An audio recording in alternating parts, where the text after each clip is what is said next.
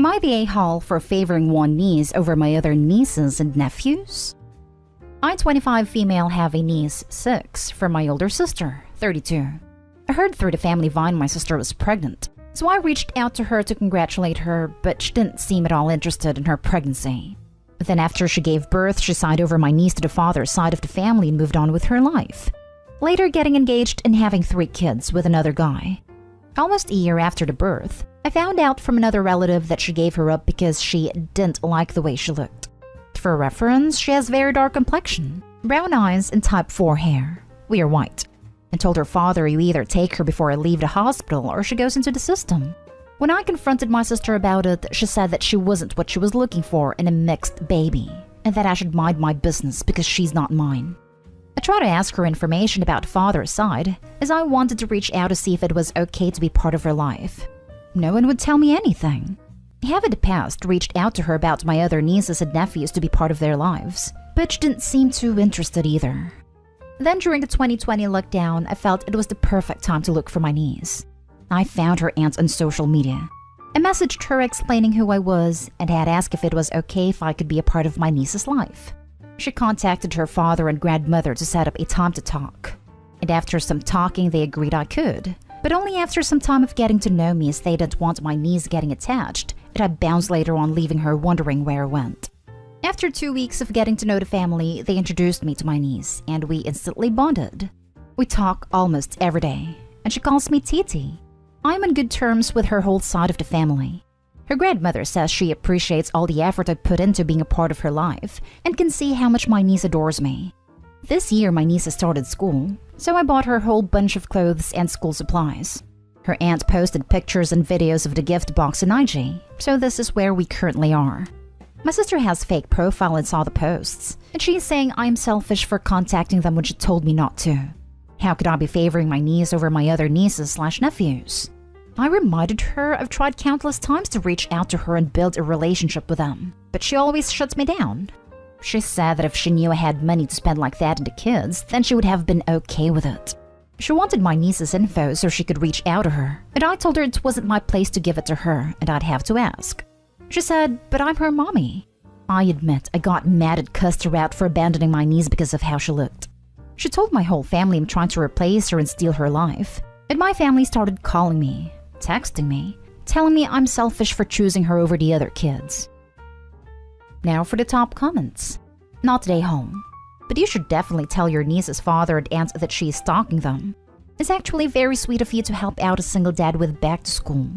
You could have easily followed your family's lead in abandoning your niece for racist and colorist reasons. Instead, you built a relationship with the family and your niece out of love. I definitely have a lot of respect for you. I've already reached out to her family about the situation. They thanked me for not giving out their information, and all of the relatives have privated their accounts.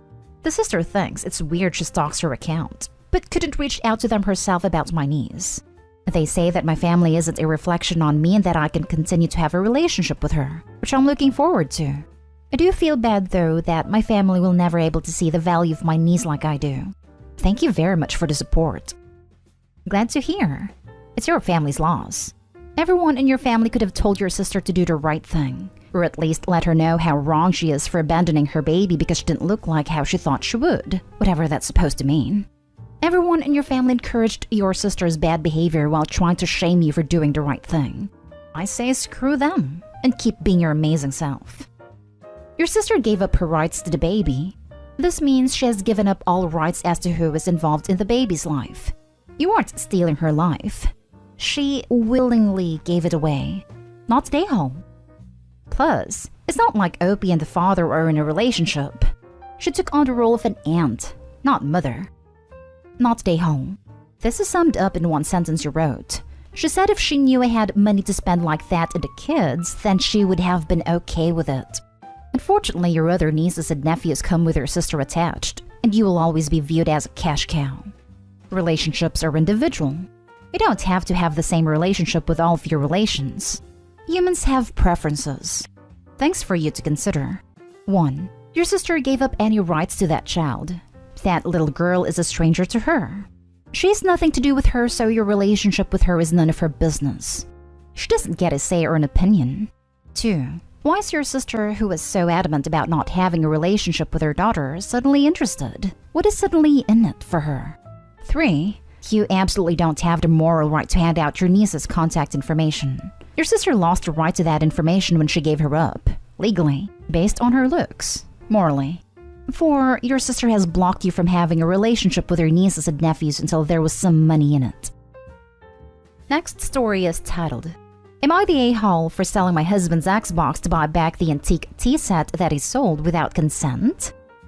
Me, female 33, and my husband, male 31, have been struggling with money lately. I work at a hair salon while he works at a gas station. Basically have minimum wages that barely pay rent and other expenses. We do not have any savings, nor do we have the ability to save money. It's been like this for years. Recently I found out that the antique tea set that my grandmother gifted me was gone. My husband admitted selling it for $300+ to be able to buy a gaming chair for his nephew, who's a recovering cancer patient. I didn't take it well, and I told him this tea set was important to me and I wasn't willing to let it go that easily. Now, if he was selling it to pay off debts or rent, then maybe. But a gaming chair? No, not okay. He asked me to allow him to explain and said that A, I don't use this tea set like ever, so it's just sitting in the cabinet. B, his nephew has gone through so much and wanted a gaming chair badly, and he promised to award him for defeating cancer. And C, he said he will be giving me money to buy a better, modern tea set. But I refused to accept that it was gone and let go of it. So I contacted the buyer, and he told me I had to pay $450 to get it back, which was unfair. But since he was barely convinced to let me have it back, then I need to come up with the money. I sold the only thing my husband had that was worth money, which was his Xbox. I got $400 and borrowed the $50 from my sister, paid off the buyer, and he brought back the tea set. My husband found out and went off asking how I could do this to him. He asked him to hear me out, then explained that I sold the Xbox since he was the one who gave away my antique tea set, so he was responsible for getting it back.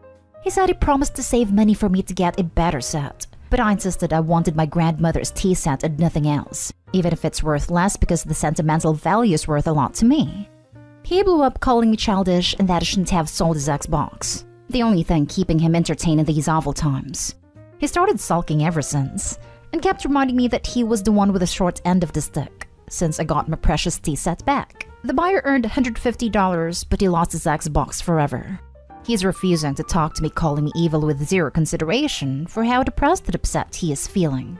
Am I the a-hole for how I returned my antique tea set? I was gonna say 2 wrong things don't make it right, but then I read he did this to fulfill a promise he made to buy someone a gaming chair. He wrote a check he couldn't cash, and he should have sold his items to raise the money needed for the gaming chair. Selling your tea set was heartless. Saving up, which you state you can't do anyway, to buy you a modern one is pointless because the original set has sentimentality. I'm sure he is sulking, but he created this mess. It wouldn't be fair for you to be without an item of yours. Not stay home, but he's not gonna stop pouting for a long time. Not stay home. He stole a valuable item which you endeared in order to buy a mega expensive gift. It belonged to your deceased grandma, and it's irreplaceable and sentimental to you. It was yours and you reclaimed it. It wasn't the necessary solution to sell his Xbox, but you need 2 for tango, and it seems like the viable way to gather the money. Not stay home. He thinks his stuff is more valuable to him. Maybe he should realize things have consequences. I think so, which is hurtful and frustrating. Not stay home, but you should consider getting out of this situation, like now. Not only does your husband not respect your property, but he also doesn't seem to have much financial sense. He could buy a cheap gaming chair for less than $100. He didn't need to spend $300+ in one, no matter the reason. A sizable number of Americans couldn't put their hands on $400 in an emergency, and your husband sounds like he's in that group. That kind of money is a rainy day fund, especially when you're not making that kind of money to quickly recoup it. Your husband needs to get his financial priorities in order quickly, or you're always going to be fighting this battle with him. And apparently having time to play the Xbox. He could spend the time to find a better job. But hey, that's just me. Next story. Am I the a-hole for not paying for grad school for my sister? My sister, 22, and I, 26, female, lost our mother when she was 14 and I was 18. It was a difficult time, but eventually we pulled ourselves together and I stepped into the guardian role. because at the time my father was incapable of caring for us. I deferred my admission, left my flat share, and moved back home. I worked a lot of jobs, tutored a lot, and we survived. When I left uni, I got a great job that paid very well, and we stopped struggling. I paid for my sister's undergrad schooling, housing, because she didn't want to live at home. I made sure she had food and that she never ran out of money. She graduated recently and expressed interest in continuing her education. I told her that I would not be paying for grad school. At first, she thought I was joking. But when I told her that I was not, she got mad because I make a lot of money. Said that if I were a good sister, then I would have no problem paying for her. I told her that I'd been a good sister for almost 9 years, and I'd gone above and beyond for her, and anything from this point on was on her. She has not spoken to me since we had the conversation. Am I the a-hole? Somewhere along the line, your sister has lost track of the fact that everything that you've done for her so far has been a gift. You didn't have to move back home when your mom died. You didn't have to assume a guardian role, and you didn't have to put her through college. You did these things out of generosity and love. However, at some point you have to allow yourself to live for yourself, and she has to learn to stand on her own 2 feet. Not stay home. And hopefully when your sister finishes her temper tantrum, she'll realize that as well. And at a great cost to herself as well. Opie, what you did was incredibly selfless. Your sister knows this. She'll come around. Not stay home. Your sister is entitled. Most people don't have their undergraduate school paid for by their siblings, and certainly not pay for living expenses. I suspect a paying her own way would do her some good. Not stay home, my friend. Very few parents pay for grad school. You either incur the debt or work, or get scholarships. If she doesn't speak to you over this, she absolutely needs to get a job and see what the real world holds for her. She's beyond entitled. Hell, a decent percentage of parents don't pay for undergrad either, so their kids have to go to work, debt, and/or scholarship route for a bachelor's degree. Plus, a bachelor is required for many non-trade, non-retail, non-food service job, so having one without any debt is a huge advantage among her peers. Not stay home. You absolutely stepped up. But unless you are ridiculously wealthy, and I'm not talking can you pay your bills on time and enjoy a few vacations a year wealthy, I'm talking has a private jet that you just keep available for your use 24/7 with pilot on standby pay wealthy. That is a ridiculous amount of money to even ask another adult to spend on you. And if you are ridiculously wealthy, she's an adult now, and it's completely appropriate for you to just say no. I am not ridiculously wealthy. I just didn't want her to struggle any more than she had to, and she apparently thinks that means that any struggle isn't acceptable. Now for the last story.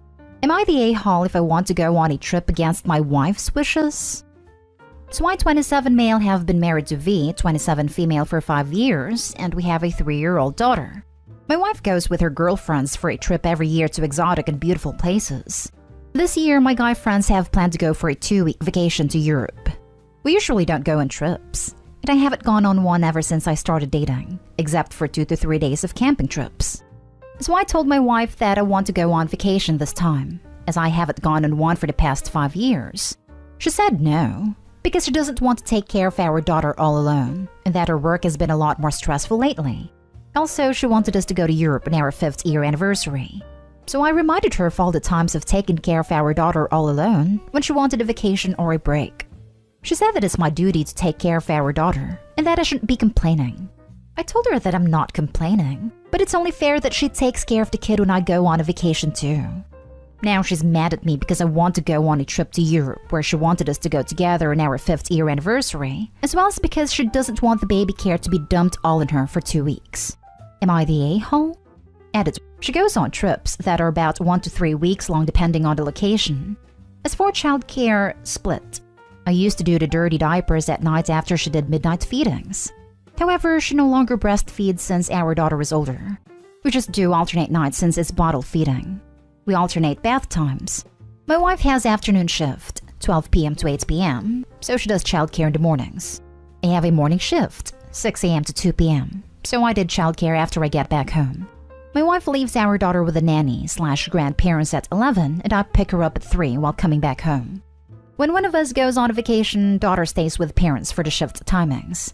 And after the shift, the person at home brings daughter back and take care of daughter until next day's shift start. Anyway, we take family trips over the weekend or week-long trips. She left me with a baby 8 months after her birth and went to Japan. Not day hall because of the double standard. If she gets 1 to 3 weeks every year to have a girls' trip with her friends, you should absolutely be able to get 2 weeks to go on a vacation with friends once in a 5-year period. But there does need to be some sorting out of logistics. Can a family member help your wife out with your daughter while you're gone, for example? Did I read that wrong? Or are they still bottle feeding a 3-year-old in the middle of the night? I know it's not directly related to the question, but that will mess a kid's teeth up badly. There are 0 reasons a 3-year-old would need to eat in the middle of the night, and that child should be completely off the bottle. Right? Not gonna lie, I could barely read everything after that. My 14-month-old is off a bottle completely. But this 3-year-old is still drinking out of a bottle in the middle of the night? That's a bit alarming. Not day home. There is a huge double standard going on that you need to sit your wife down and look at.